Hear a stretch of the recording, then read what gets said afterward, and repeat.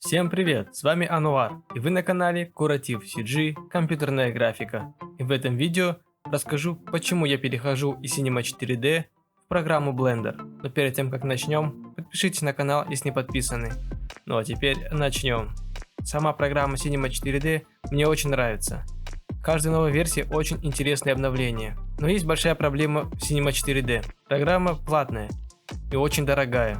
У Blender самый огромный плюс то, что она бесплатная. В последней версии Cinema 4D R26 схожий интерфейс с Blender. Cinema больше подходит для быстрого создания красивых сцен. Особенно программа применяется в motion дизайне, ей нет равных. Но проблема есть, и это с анимацией мультфильмов. Мне тяжело сделать риг, скиннинг, а создать эффекты еще тяжелее. Без сторонних плагинов не обойтись. Плагины для Cinema очень тяжело достать, в основном все платное и дорогое. Рендер Cinema 4D, если говорить о стройном, то он подходит только для мелких проектов. А для того, чтобы подключить сторонний рендер, Octane, Redshift или Arnold, нужны опять же деньги. И в последнее время, работая на Арнольде, Cinema часто вылетает. Плюс в Cinema 4D он легко взаимодействует с After Effects, имеет хорошую встроенную библиотеку. Даже новичок, посидевший в Cinema 4D хоть один день, почувствует себя специалистом, так как программа очень интуитивна. Сама компания Maxon с каждым годом обновляет программу Cinema 4D. Недавно они купили ZBrush и добавили The Remesher ZBrush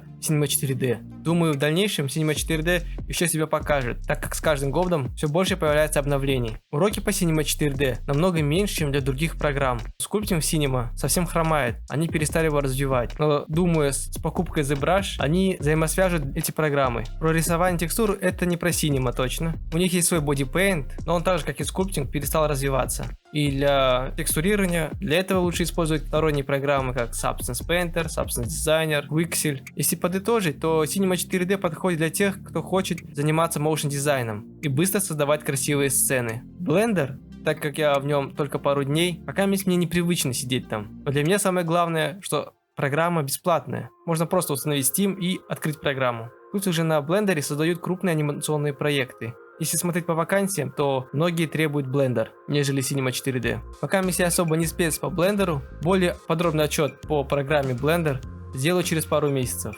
Создам на нем несколько проектов, а так просто непривычные горячие клавиши. Даже в мае мне было легче работать в первые дни изучения программы. Так как я готовлю собственный мультфильм, точнее пилотную версию, я буду создавать мультфильм в Blender. И интересными моментами по созданию мультфильма и по изучению Blender я буду делиться с вами. Но уроки по Cinema 4D также будут выходить на канале. Но со временем буду выпускать и по Blender. Посмотрим, какая программа в деле. Всем спасибо за просмотр. Видео получилось не таким большим и обширным, как предыдущие. Ставьте лайки и подписывайтесь на мой канал. До новых видео и всем пока!